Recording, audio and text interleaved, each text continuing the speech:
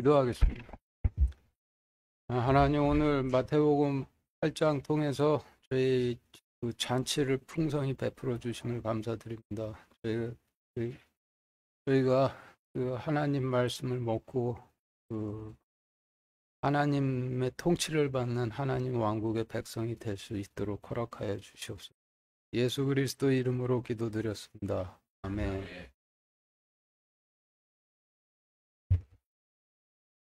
마태복음 8장 1절부터 17절까지 같이 읽겠습니다. 시작.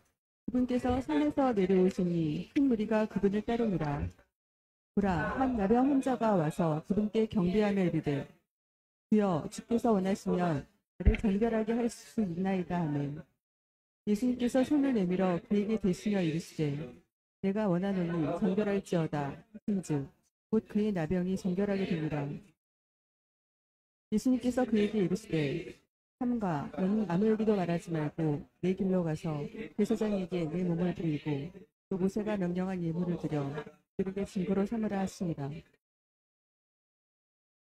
예수님께서 가버나움에 들어가시니 한 백부장이 그분께 나와 그분께 간청하여 이르되, 주여, 내 종이 마비병으로 집에 누워 몹시 고통을 받나이다 하네. 예수님께서 그에게 이르시되, 내가 가서 그를 고쳐주리라 하시니, 백부장이 응답하여 이르되, 주여, 그래서 내 지붕 아래로 오시는 내가 감당할 자격이 없사온즉 오직 말씀만 하옵소서. 그러면 내 종이 낫겠나이다. 나도 권위 아래 있는 사람이며 내 아래에도 군사들이 있어. 내가 이 사람대로 가라 하면 그가 가고 저 사람대로 오라 하면 그가 오며 내 종대로 이것을 하라 하면 그가 그것을 하나이다 하네. 예수님께서 그 말을 들으시고 놀라사 한 자들에게 이르시되, 진실로 내가 너희에게 이르노니 이스라엘에서 이렇게 큰 믿음은 내가 결코 보지 못하였노라. 또 내가 너희에게 이르노니 동서로부터 많은 사람들이 와서 아브라함과 이삭과 야곱과 함께 하늘의 왕국에 앉으려니와 왕국의 자손들은 바깥 어둠 속에서 어둠 속으로 쫓겨나고 거기서 휘둘리며 이를 밟는 있으리라 하시니라. 예수님께서 백부장에게 이르시되, 내 길로 가라.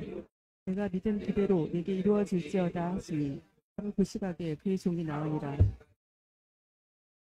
예수님께서 베드로의 집에 들어가서 그의 아내의 어머니가 열병으로 앓아 누운 것을 보시고 그녀의 손에 손을 대시니 열병이 그녀에게서 떠나고 그녀가 일어나 그들을 섬기더라. 저녁이 되매 그들이 많이 들린 많은 자들을 그분께 데려오거늘 그분께서 자신의 말씀으로 그들의 영들을 일찍 주시고 병든 자를 다 고쳐주시니, 이것은 대언자 이사야를 통해 말씀하신 것을 성취하라 하시니라. 그때 그가 친히 우리의 연약함을 감당하고 우리의 질병을 짊어졌도다 하였느니라. 네, 지금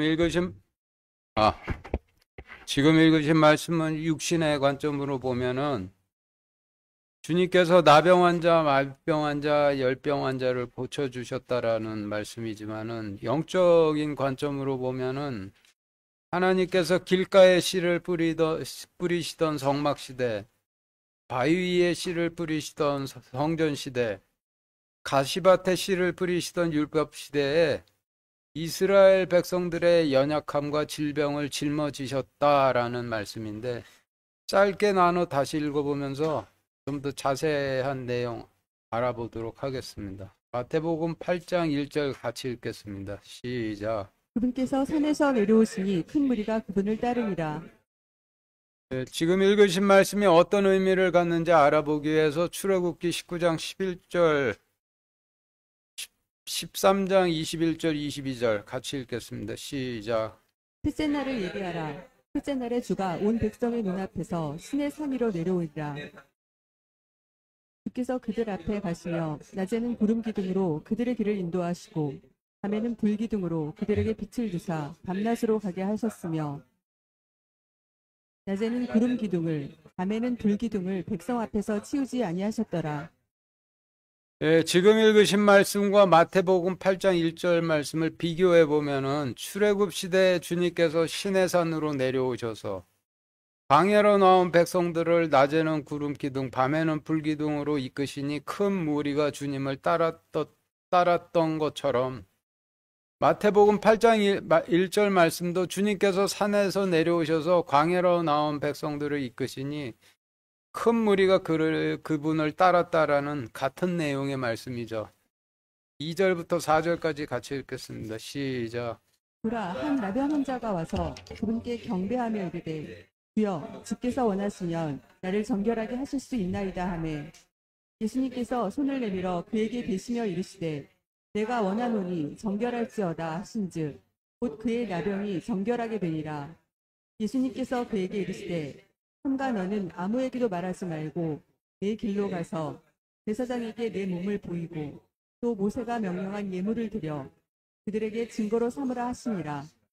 네, 지금 읽으신 말씀을 영적인 관점으로 보기 위해서 단어들의 의미를 정리해 보면 여러분들 교재표 1과 같은데, 나병 환자라 하시면 출애굽 시대에 하나님께서 젖과 꿀이 흐르는 약속의 땅으로 들어가라 명령을 하셔도 부정한 영이 들려 모세를 원망하며 약속의 땅으로 들어가지 않겠다 했던 이스라엘 백성들을 의미하고, 손을 내밀어라고 하시면 통치권을 내밀어라는 의미인데, 성경에서 손을 내밀어라는 표현은 출애굽기에 집중적으로 많이 나오죠. 출애굽기 3장 20절부터 14장 26절까지 같이 읽겠습니다. 시작. 내가 내 손을 내밀어 이집트 한가운데서 행할 모든 이적들로 그 나라를 치리니 그 뒤에야 그가 너희를 가게 하리라. 주께서 모세에게 이르시되 내 손을 내밀어 그 꼬리로 그것을 붙잡으라 하시매, 그가 자기 손을 내밀어 그것을 잡으니 그것이 그의 손에서 막대기가 되매, 내가 내 손을 이집트 위에 내밀어 이스라엘 자손들 그들 가운데서 데리고 나올 때에 내가 주인인 줄을 이집트 사람들이 알리라 하시니, 아론이 이집트의 물들 위로 자기 손을 내밀매 개구리들이 올라와 이집트 땅을 덮으니, 이제 내가 내 손을 내밀어 역병으로 너와 내 백성을 치리니 내가 땅에서 끊어지리라. 모세가 하늘을 향하여 자기 손을 내밀매 캄캄한 어둠이 사흘 동안 온 이집트 땅에 있었으므로, 너는 내 막대기를 들고 내 손을 바다 위로 내밀어 바다를 나누라. 이스라엘 자손이 바다 한가운데를 지나 마른 땅 위로 가리라.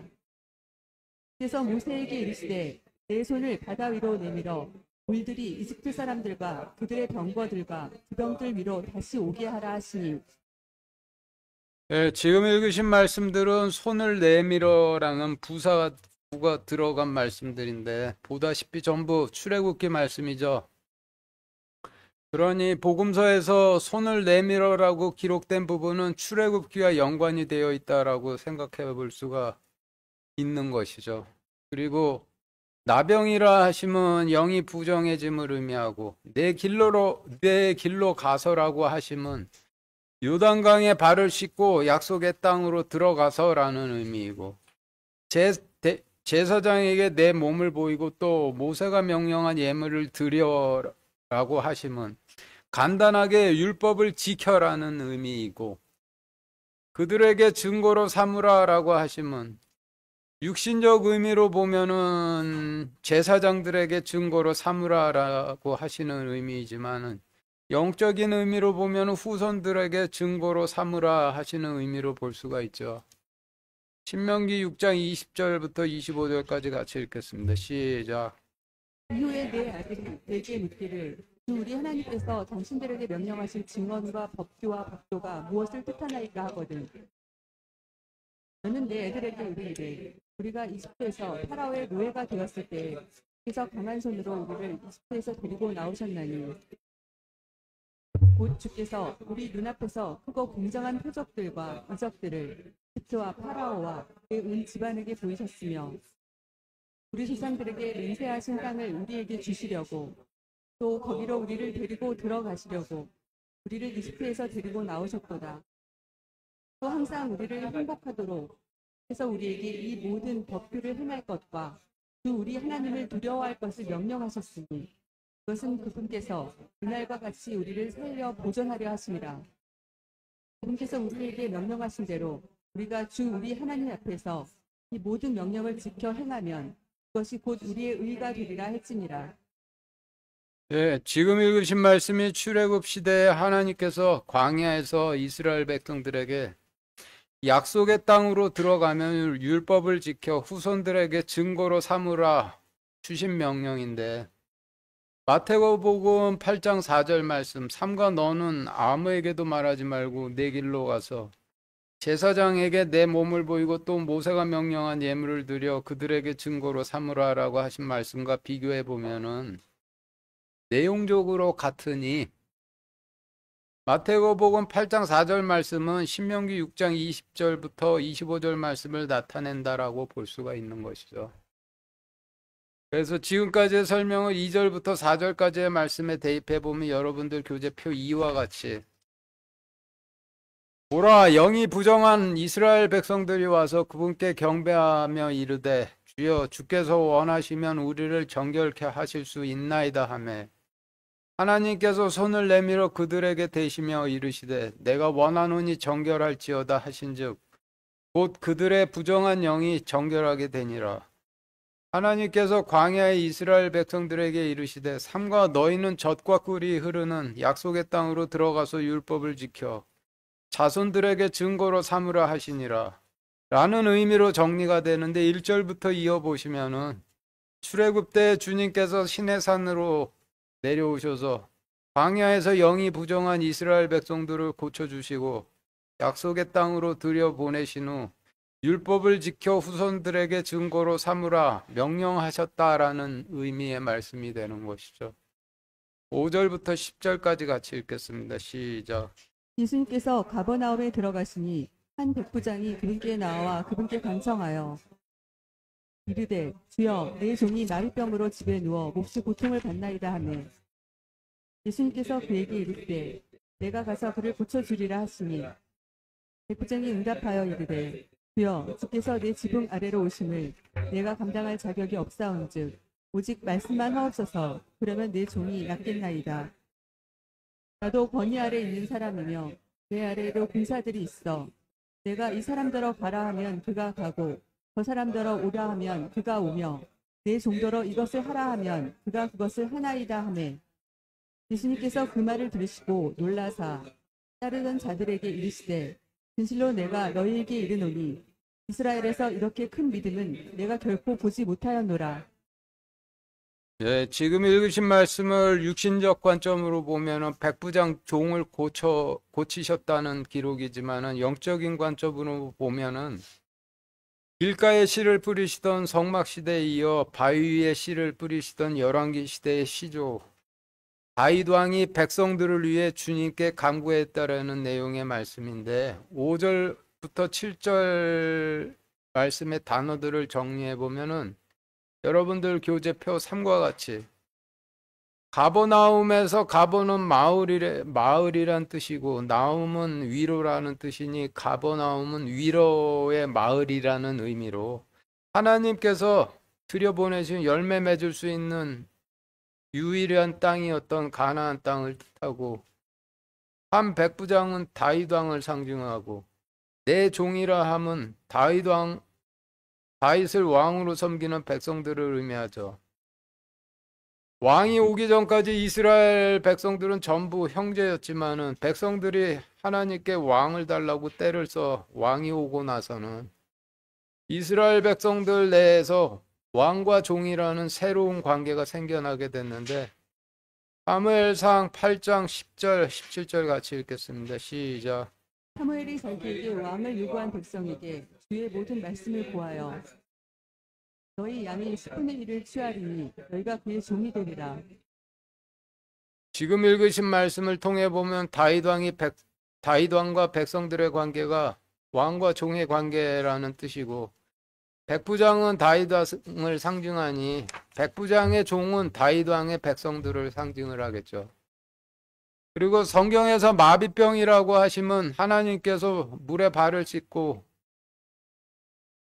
하나님의 통치를 받아 하나님 왕국으로 들어가라 명령하셔도 영이 부정해 꿈쩍도 않는 병을 마비병이라 하시고, 집이라 하시면 성전을 의미하고, 그래서 지금까지의 설명을 5절부터 7절 말씀에 대입을 해보면은 하나님께서 마을에 들어가시니 다윗 왕이 그분께 나와 그분께 간청하여 이르되 주여 내 백성들이 하나님의 통치를 받는 하나님 왕국으로 들어가려 하지 않으며 성전에 누워 꿈쩍도 않고 몹시 고통받나이다 하매 하나님께서 다윗 왕에게 이르시되 내가 가서 그를 고쳐주리라 하시니 라는 의미로 정리가 되는데 시편 78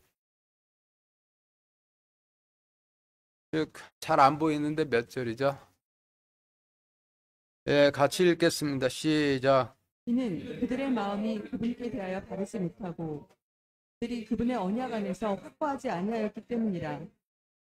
예, 지금 읽으신 말씀은 마태복음 8장에서 백부장이 주님께 자신의 종이 마비병이 걸렸나이다 아랬듯이 다윗 왕이 주님께 자신의 백성들이 하나님 통치 안으로 들어가려 하지 않는 마비병에 걸렸나이다 라고 아랜 기도의 내용이죠.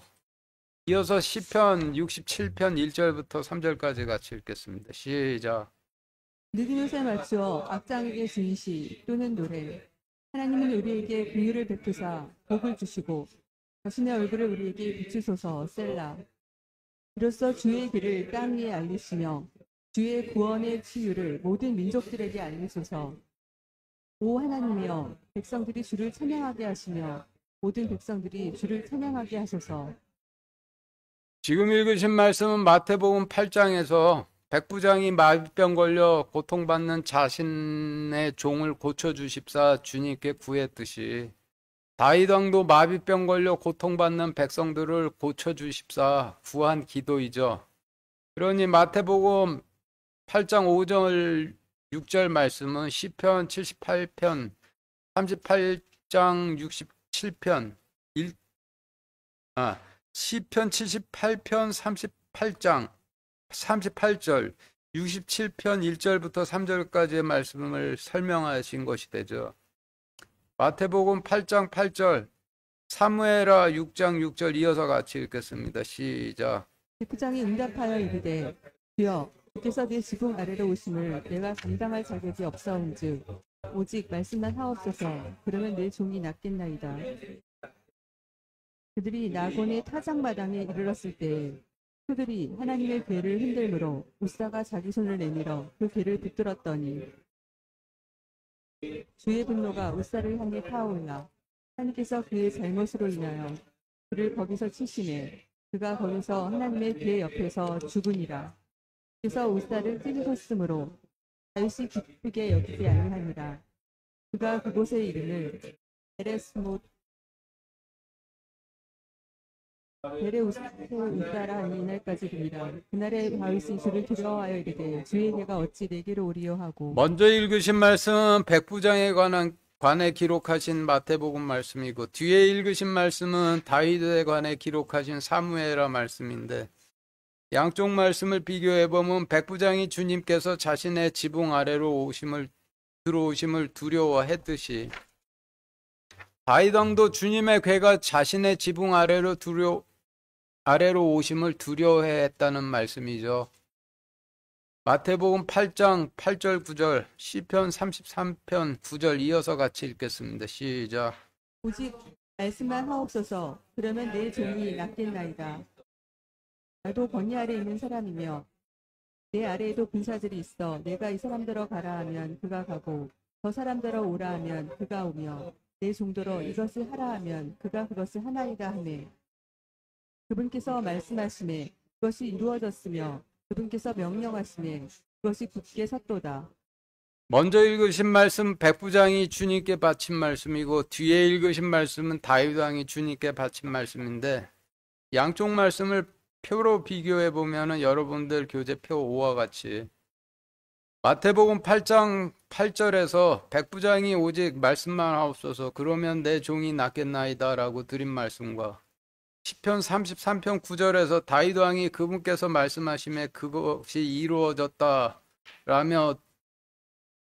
이루어졌으며 라고 드린 말씀은 이미 같은 의미이고 마태복음 8장 9절에서 백부장이 나도 권위 아래 있는 사람이며 내 아래 또 군사들이 있어. 내가 이 사람더러 가라 하면 그가 가고 저 사람더러 오라 하면 그가 오며 내 종더러 이것을 하라 하면은 그가 그것을 하나이다 하매와 시편 33편 9절에서 다윗 왕이 그분께서 명령하심에 그것이 굳게 섰도다가 같은 의미의 말씀이니 마태복음 8장 8절 9절에서 백부장이 주님께 바친 말씀은 시편 33편 9절에서 다윗 왕이 주님께 바친 말씀을 나타내는 말씀이 되죠.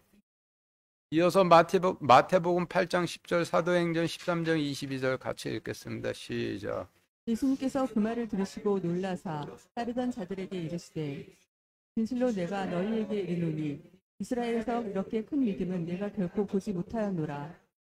그를 패하시고 그들을 위해 다윗을 일으키사 그들의 왕이 되게 하시며 또 그에게 대해 증언하여 이르시되 내가 이새의 아들 다윗을 찾아내었는데 그는 내 마음에 꼭 맞는 사람이라. 그가 내 뜻을 다 성취하리라 하시고. 먼저 읽으신 말씀은 주님께서 백부장에게 내 마음에 꼭 맞는 믿음을 가진 사람이라고 칭찬해 주셨다는 말씀이고, 뒤에 읽으신 말씀은 주님께서 다윗 왕에게 내 마음에 꼭 맞는 믿음을 가진 사람이라고 칭찬해 주셨단 말씀이죠. 그래서 지금까지의 설명을 종합해 보면은 마태복음 8장에서 백부장은 창세 이전에 예비돼 마태복음 시대에 바위에 씨를 뿌리시던 열왕기 시대의 시조 다윗 왕 때의 이야기를 재현하고 있는 자이고, 글을 쓰셔서 마태복음 8장에서 바위 위에 씨를 뿌리시던 열왕기 시대에 다윗 왕이 백성들을 위해 어떻게 주님께 간구했는지를 기록하신 것이 되는 거죠. 11절부터 11절 12절 이어서 같이 읽겠습니다. 시작. 또 내가 너희에게 이르노니 동서로부터 많은 사람들이 와서 아브라함과 이삭과 야곱과 함께 하늘의 왕국에 앉으려니와 왕국의 자손들은 바깥 어둠 속으로 쫓겨나고 거기서 슬피 울며 이를 갈미 있으리라 하시니라. 지금 읽으신 말씀은 동서 이방인들의 땅에서 많은 사람들이 와 천국에 앉으려니와 이스라엘 백성들은 바깥 어둠 속으로 쫓겨나 거기서 슬피 울며 이를 갈미 있으리라 하셨단 말씀인데, 구약 역사의 순서로 볼 때 바위 위에 씨를 뿌리시던 열왕기 시대가 끝나며 북이스라엘은 아수르에 의해 멸망해 약속의 땅 바깥 어둠 속으로 쫓겨났고, 남유다 왕국은 바빌론에 의해 멸망해 약속의 땅 바깥 어둠 속으로 쫓겨났으니 11, 12절 말씀은 바위 위에 씨를 뿌리시던 열왕기 시대가 끝나고 마비병 걸린 북이스라엘과 남유다 왕국이 멸망해 약속의 땅 바깥 어둠 속으로 쫓겨나 거기서 슬피 울며 종살이 했었음을 설명하시는 말씀이 되죠. 13절 같이 읽겠습니다. 시작. 예수님께서 백부장에게 이르시되 내 길로 가라. 내가 믿은 그대로 내게 이루어질지어다 하시니 바로 그 시각에 그의 종이 나으니라. 네, 구약 시대의 역사 순으로 볼 때 바위 위에 씨를 뿌리시던 열왕기 시대가 끝나며 북이스라엘과 남유다 왕국이 멸망해 이스라엘 백성들이 약속의 땅 바깥 어둠 속으로 쫓겨났지만은 다윗 왕의 후손들인 유다 지파 백성들은 고침을 받아 70년 만에 약속의 땅으로 돌아왔으니 13절 말씀은 북이스라엘과 남유다 왕국의 멸망에 약속의 땅 바깥 어둠 속으로 쫓겨났지만은 주님께서 다윗 왕의 기도를 기억하셔서 바빌론에서 종살이 하던 유다 지파를 고치시고 바빌론으로부터 약속의 땅으로 고쳐서 돌려보내셨음을 나타내시는 말씀이 되죠. 14절부터 16절까지 같이 읽겠습니다. 시작. 예수님께서 베드로의 집에 들어가사 그의 아내의 어머니가 열병으로 앓아누운 것을 보시고 그녀의 손에 손을 대시니 열병이 그녀에게서 떠나고 그녀가 일어나 그들을 섬기더라. 저녁이 되매 그들이 마귀 들린 많은 자들을 그분께 데려오고는 그분께서 자신의 말씀으로 그 영들을 내쫓으시고 병든 자를 다 고쳐주시니 네, 지금 읽으신 말씀 주님께서 약속의 땅 바깥 어둠 속인 바빌론으로 쫓겨나 종살이하던 유대 백성들을 다윗 왕의 기도를 기억하시고 고치셔 약속의 땅으로 돌려보내신 이후 주님께서 육신으로 임하신 가시밭에 씨를 뿌리셨던 시대를 설명하시는 말씀인데 14절 보시면 마태복음 8장 말씀에선 이 시대를 대표하는 인물을 베드로로 설명하고 하고 계심을 알 수가 있죠. 14절부터 16절 말씀의 단어들을 정리해보면 여러분들 교재표 6과 같이 베드로는 가시밭에 씨를 뿌리던 시대의 대제사장을 상징하고 성경에서 집은 성전을 상징을 하고 성경에서 남자는 약속의 씨를 뿌리는 자를 상징하고 여자는 약속의 씨가 뿌려지는 백성들을 상징을 하니 베드로의 아내는 베드로가 신약의 씨를 뿌렸던 이스라엘 백성들을 상징하고 베드로의 아내를 낳은 어머니는 베드로가 신약의 씨를 뿌리던 신약 시대에 속한 백성들을 낳은 구약 시대의 마지막 세대인 이스라엘 백성들을 상징하겠죠. 그리고 열병이라 하시면 땀을 많이 흘리는 병으로 땀은 소금기의 물인데 성경에서 소금은 제단에 바치는 대속 헌물의 맛을 의미하고 물은 하나님의 의를 상징을 하니 땀을 많이 흘리는 병이라 하심은 하나님께 대속 헌물을 바치러 제단으로 나갈 때 자신의 그릇에 대속 헌물의 맛을 내는 소금과 하나님의 의인 물을 채워 제단으로 나아가질 않고 소금과 물을 흘려 자신의 그릇을 빈 채로 제단에 나아가는 병이 되겠죠. 그래서 정리를 해보면 열병이라 하심은 제단에 대속 헌물을 바치고 먹되 하나님께서 받으실 때 아무런 맛을 느끼실 수 없는 연례 행사로나 하나님 심판에 대한 두려움 없이 바침을 의미하는데 이 말씀을 신약 시대의 관점으로 설명드리면은 교회에서 하나님 말씀을 바치고 먹되 하나님께서 받으실 때 아무런 맛을 느끼실 수 없는 주중 행사로나 하나님 심판에 대한 두려움 전혀 없이 바치고 먹음을 의미하겠죠. 그리고 손을 대신이라고 하시면 통치권을 대신이라는 의미이고 저녁이 되매라 하시면 빛이 사라질 때가 되매라는 의미로 주님께서 자신의 왕자인 십자가 보좌에 앉으실 때가 되매라는 의미이고 병든 자라 하시면 소경, 귀모거리, 벙어리, 마비병, 나병처럼 말씀을 깨닫지도 행하지도 영이 정결하지도 않은 백성들을 의미하죠. 그래서 지금까지의 설명을 14절부터 16절 말씀에 대입해보면 여러분들 교재 7과 같이 하나님께서 베드로의 성전에 들어가사 베드로가 신약의 씨를 뿌리는 백성들을 낳은 구약시대의 마지막 세대인 이스라엘 백성들이 대속 헌물을 바치되 하나님께서 아무런 맛을 느끼실 수 없는 연례 행사로나 바치고 하나님 심판을 전혀 두려워하지 않는 병으로 알아놓은 것을 보시고 그 백성들의 통치권을 대신이 대속 헌물을 바치되 연례 행사로나 바치고 하나님 심판을 두려워하지 않는 병이 그 백성들에게서 떠나고 그 백성들이 일어나 주님과 제자들을 섬기더라. 주님께서 십자가 보좌에 앉으실 때가 되매 열병에서 나온 백성들이 마귀 들린 많은 자들을 그분께 데려오거늘 그분께서 자신의 말씀으로 그 영들을 내쫓으시고 병든 자들을 다 고쳐주시니 라는 의미로 정리가 되는데 주님께서 가시밭에 씨를 뿌리시던 율법시대에 육신으로 임하셔 행하셨던 일을 기록하신 말씀들이 되는 거죠. 17절 같이 읽겠습니다. 시작. 이것은 대언자 이사야를 통해 말씀하신 것을 성취하려 하심이라. 이르시되 그가 친히 우리의 연약함을 담당하고 우리의 질병을 짊어졌도다 하였느니라.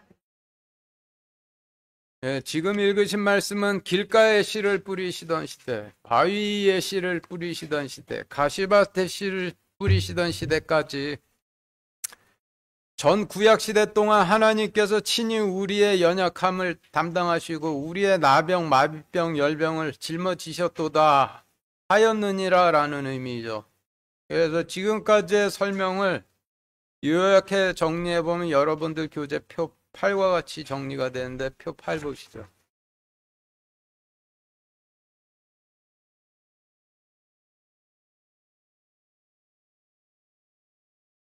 1절 말씀은 출애굽 때 주님께서 시내산으로 내려오시니 이스라엘 백성들이 주님을 따랐다라는 말씀이고 2절부터 4절까지의 말씀은 길가에 씨를 뿌리시던 성막시대에 주님께서 출애굽한 영이 부정한 백성들에게 자신의 통치권을 내사 고치시고 모세를 통해 주신 율법을 행하여 후손들에게 증거가 되게 하라 명령하셨다라는 말씀이고 5절부터 11절까지의 말씀은 바위에 씨를 뿌리시던 열왕기 시대에 다윗 왕이 자신의 종인 백성들이 하나님의 통치를 받으려 하지 않는 것을 고쳐주십사 기도드렸다라는 말씀이고 12절 말씀은 마비병 걸린 북이스라엘과 남유다 왕국이 결국 멸망해 약속의 땅 바깥 어둠 속으로 쫓겨났다라는 말씀이고 13절 말씀은 주님께서 다윗 왕의 기도를 기록하셔서 마비병 걸려 멸망해 약속의 땅 바깥 어둠 속으로 쫓겨났던 유다 지파를 70년 만에 고치셔 다시 약속의 땅으로 돌려보내셨다라는 말씀이고 14절부터 17절까지의 말씀은 가시밭에 씨를 뿌리시던 율법시대에 주님께서 베드로가 신약시대에 씨를 뿌리던 백성들을 낳은 구약시대의 마지막 세대인 이스라엘 백성들이 대속 헌물을 바치고 먹되 하나님께서 받으실 때 아무런 맛을 느끼실 수 없는 연례 행사로나 바치고 하나님의 의를 두려워하지 않는 병을 고쳐주셨다라는 말씀이 되죠. 길가에 씨를 뿌리시던 시대라 하심은 성막이 길을 따라 이동하며 씨를 뿌리셨다 하여 길가에 씨를 뿌리시던 시대라 하시는데 이 시대를 대표하는 인물은 모세이고 바위 위에 씨를 뿌리시던 시대라 하심은 이스라엘 왕조 시대의 대표적인 상징인 돌로 지은 솔로몬 성전에 씨를 뿌리셨다 하여 바위 위에 씨를 뿌리시던 시대라 하시는데 이 시대를 대표하는 인물은 이스라엘 왕조 시대의 시조였던 다윗 왕이고 가시밭에 씨를 뿌리시던 시대라 하심은 율법으로 서로 간에 찌르고 핥히는 율법 시대에 씨를 뿌리셨다 하여 가시밭에 씨를 뿌리시던 시대라 하시는데 오늘 마태복음 8장에서는 이 시대를 대표하는 인물이 베드로로 소개되고 있죠. 그런데 구약시대의 마지막 때인 가시밭에 씨를 뿌리시던 시대에도 헤롯이 지은 성전이 있었는데 이때는 왜 바위 위에 씨를 뿌리는 시대라 하시질 않으시고 가시밭에 씨를 뿌리는 시대라 하셨느냐? 헤롯이 기존 성전을 허물고 성전을 새로 건축한 목적은 백성들에게 대속 헌물에 바가지를 씌워 장사를 하고 우리에게도 이러한 위대한 성전이 있다라는 것을 로마인들에게 자랑거리로 삼기 위해 건축한 것이었으니 주님께서 이를 성전이 아니라 거룩한 곳인 예루살렘의 선 황폐하게 하는 가증한 것이라 하셨죠. 그러니 헤롯 성전은 성전이 아니라 가증한 것이고 성전은 율법 시대에 율법으로 서로 찌르고 핥히는 백성들 가운데 존재하셨던 주님의 몸이 성전이 되셨던 것이죠. 18절 같이 읽겠습니다. 시작. 이제 예수님께서 자기 주변의 큰 무리를 보시고 건너편으로 떠날 것을 명령하십니다. 지금 읽으신 말씀은 주님께서 십자가 왕좌에 앉으실 때가 되자 출애굽 시대의 광야에서 백성들을 가르치시고 기적을 보이신 후 약속의 땅으로 가라 명령하셨듯이 갈릴리 광야에서 제자들을 가르치시고 기적을 보이신 후 약속의 땅으로 가라 명령하셨다라는 말씀이죠. 19절부터 23절까지 같이 읽겠습니다. 시작. 어떤 서기관이 와서 그분께 이르되 선생님이여 선생님께서 어디로 가시든지 내가 선생님을 따르리이다 하니 예수님께서 그에게 이르시되 여우도 굴이 있고 공중의 새도 보금자리가 있으되 사람의 아들은 머리 둘 것이 없도다 하시니라. 또 그분의 제자들 가운데 다른 사람이 그분께 이르되 주여 먼저 내가 가서 내 아버지를 장사 지내게 허락하옵소서 하거늘 예수님께서 그에게 이르시되 나를 따르라. 또 죽은 자들이 자기들의 죽은 자들을 장사 지내게 하라 하시니라. 그분께서 배에 오르심에 그분의 제자들이 그분을 따르더라. 네, 지금 읽으신 말씀은 주님께서 십자가 왕좌에 앉으실 때가 되매 갈릴리 광야에서 먹이신 제자들을 이끌고 이방인화된 사제들과 서기관들이 차지하고 있는 예루살렘을 향해 가시는데 그때 따르는 제자들의 상태가 어땠는지를 설명하시는 말씀인데 그들의 상태가 어땠는지 알아보기 위해서 19절, 20절 다시 같이 읽겠습니다. 시작. 어떤 서기관이 와서 그분께 이르되 선생님이여 선생님께서 어디로 가시든지 내가 선생님을 따르리이다 하니 예수님께서 그에게 이르시되 여우도 굴이 있고 공중의 새도 보금자리가 있으되 사람의 아들은 머리 둘 곳이 없도다 하시니라.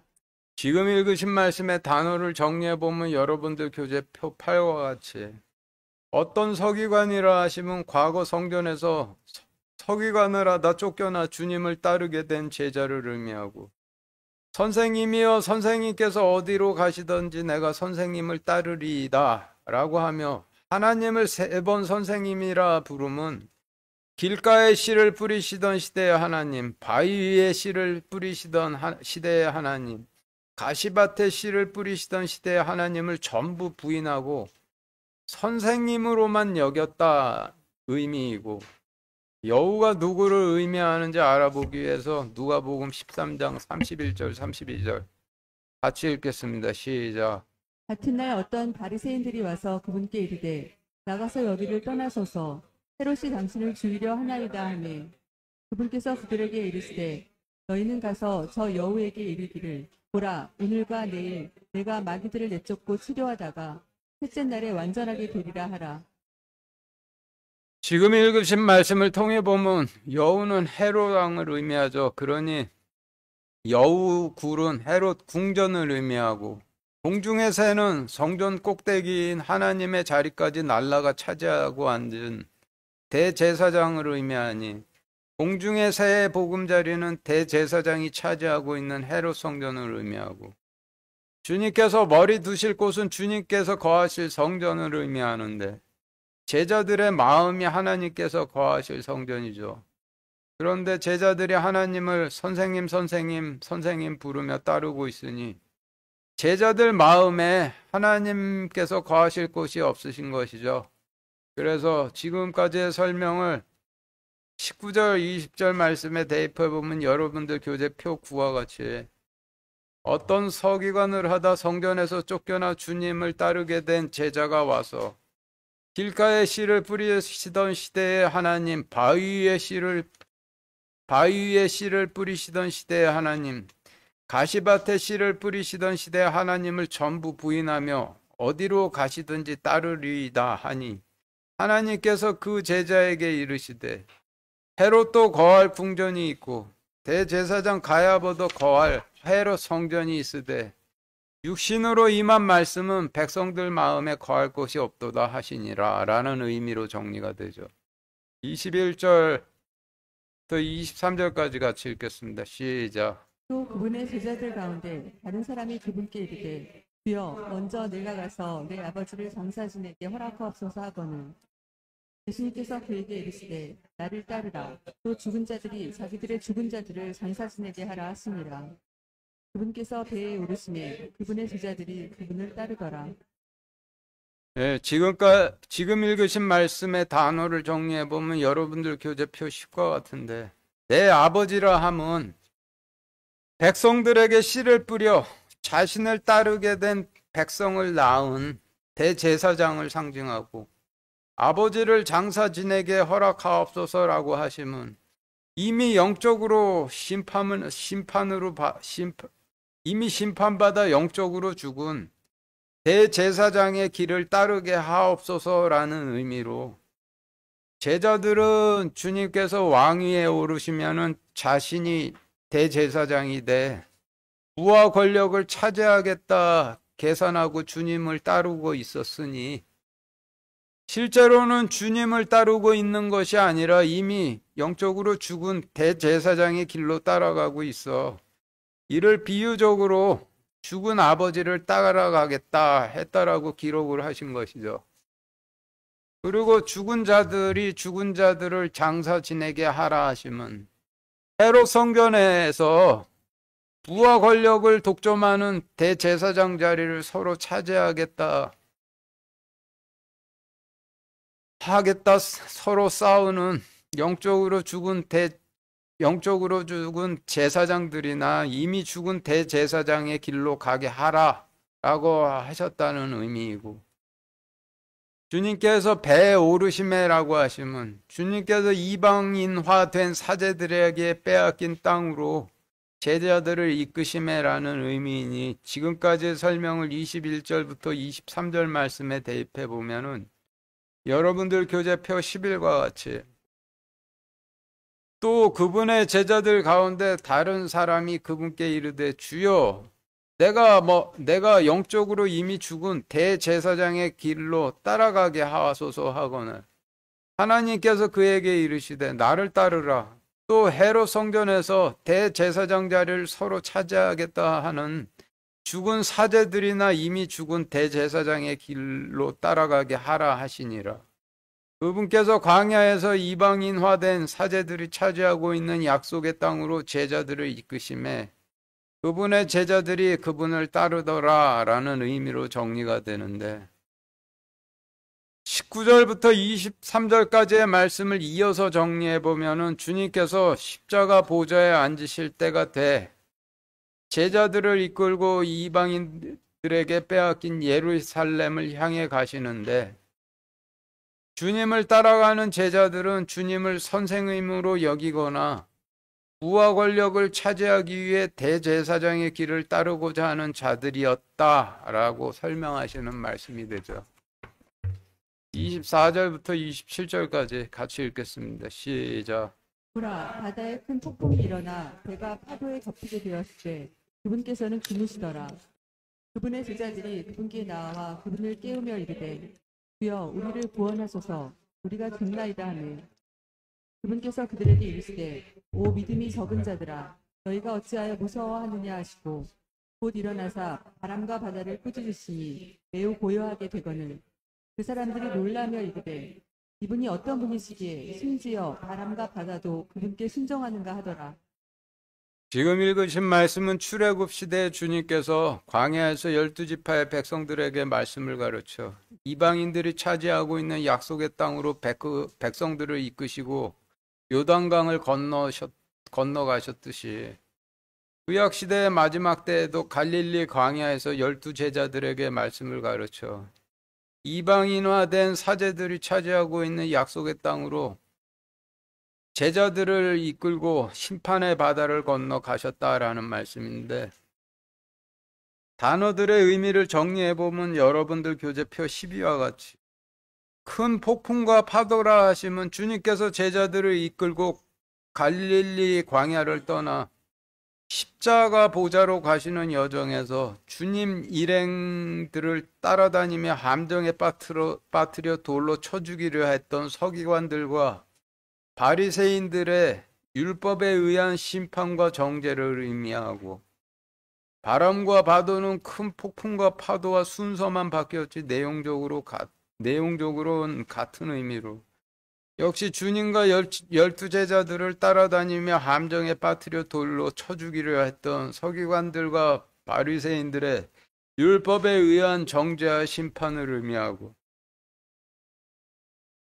바람과 바다를 꾸짖으시니라고 하시면 서기관들과 바리새인들의 율법에 의한 정죄와 심판을 꾸짖으시니라는 의미이고, 매우 고요하게 되거늘이라 하시면 그들을 꾸짖으시니 그들이 조용하게 되었다는 의미죠.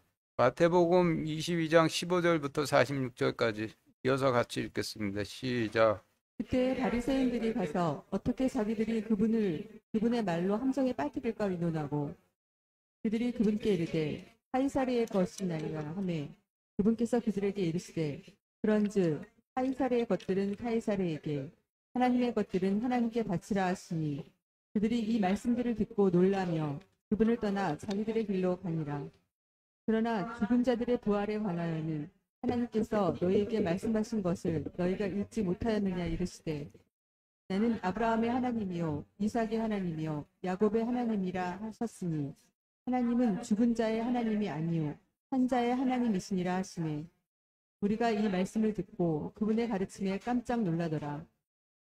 그러나 그분께서 사두개인들을 잠잠하게 하셨다는 것을 바리새인들이 듣고 함께 모였는데 그때 그들 중에 한 율법사가 그분을 시험하려고 그분께 질문하여 이르되 아무도 능히 이 한마디도 그분께 대답하지 못하고 그날 이후로는 감히 아무도 그분께 더 질문하지 아니하더라.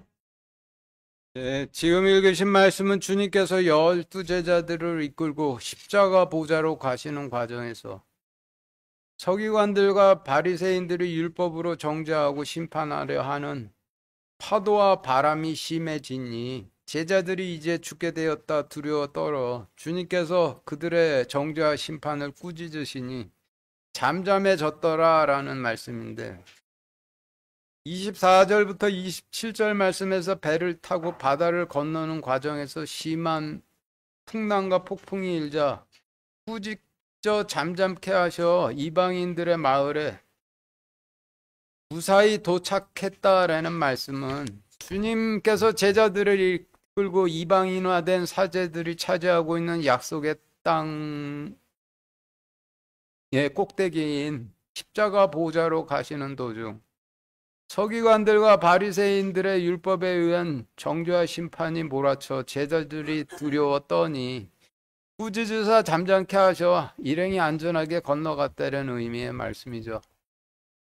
28절부터 34절까지 같이 읽겠습니다. 시작. 그분께서 건너편에 있는 게르게스 사람들의 지방으로 돌아가셨을 때 마귀 들린 두 사람이 무덤 사이에서 나오다가 그분을 만났는데 그들은 몹시 사나워 아무도 그 길로 지나가지 못하더라. 보라, 그들이 소리를 지르며 이르되 하나님의 아들 예수님이여 우리가 당신과 무슨 상관이 있나이까? 때가 되기 전에 우리를 괴롭히려고 여기에 오셨나이까 하더라. 그들에게서 멀리 떨어진 곳에 많은 돼지떼가 먹고 있으므로 이에 마귀들이 그분께 간청하여 이르되 만일 우리를 내쫓으시려거든 우리가 돼지떼 속으로 들어가게 허락하소서 하매 그분께서 그들에게 가라 하신즉 그들이 나와서 돼지떼 속으로 들어가니 보라 온 돼지떼가 경사진 곳을 세차게 내리다라 바다에 빠져 물속에서 죽으니라. 돼지를 지키던 자들이 도망하여 자기들의 길로 가서 그 도시로 들어가 모든 일과 마귀 들린 자들에게 일어난 일을 고하니 보라 온 도시가 예수님을 만나러 나아가 그분을 보고는 그분께서 자기들의 지역에서 떠나실 것을 그분께 간청하더라.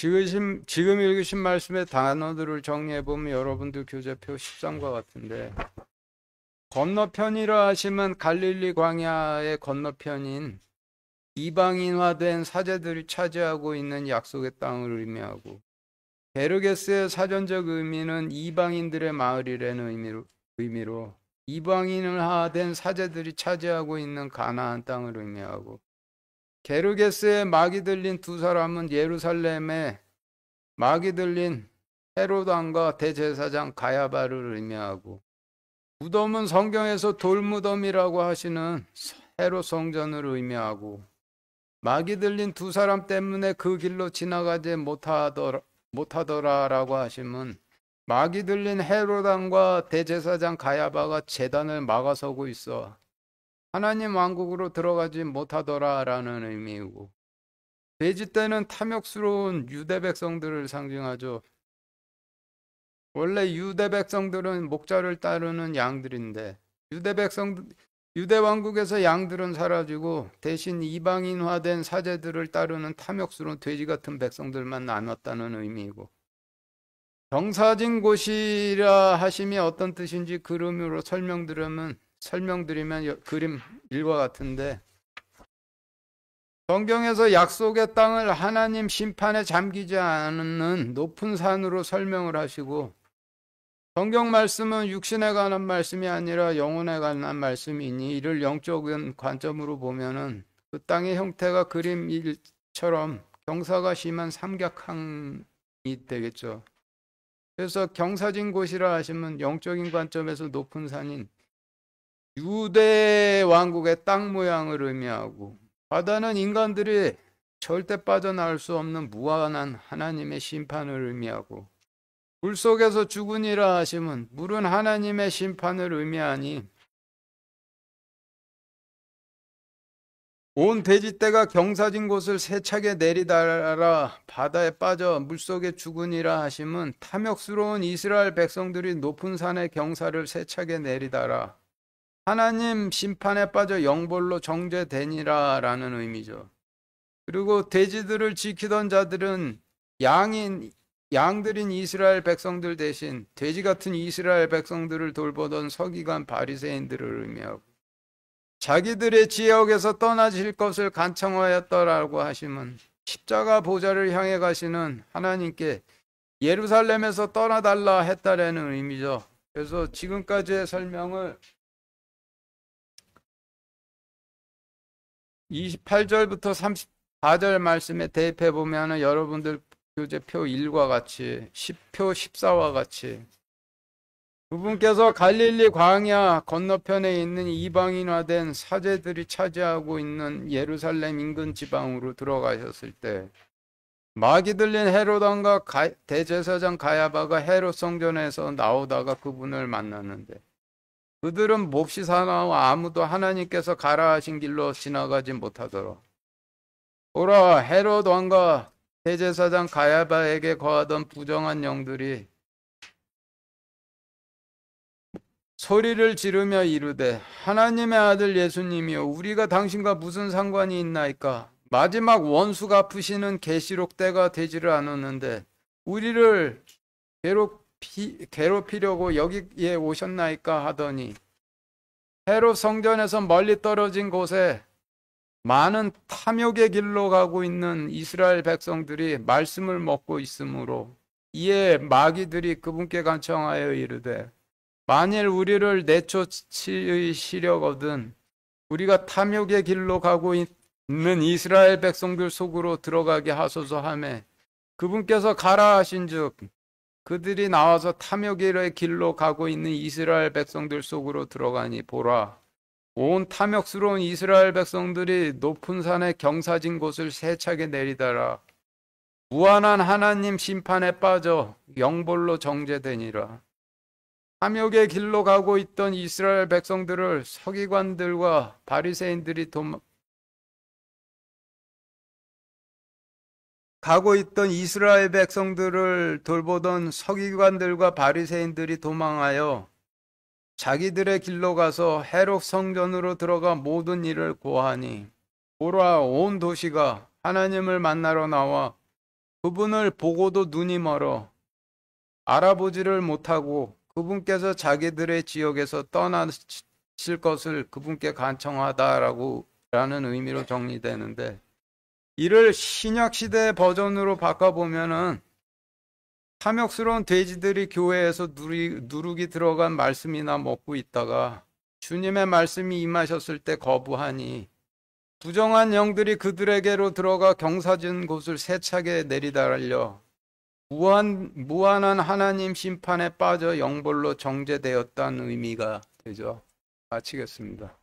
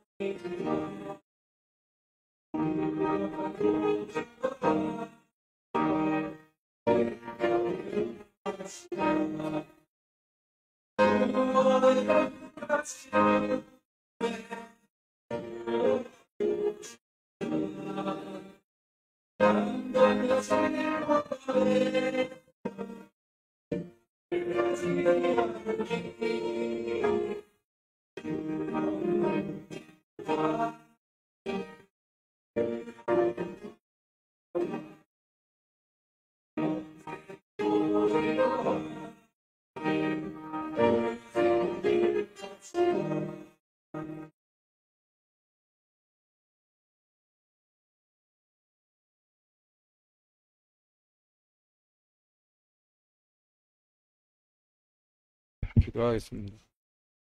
하나님, 저희 그 마지막 때 그 남겨지지 않기를 간절히 소망합니다. 저희가 그 당연히 그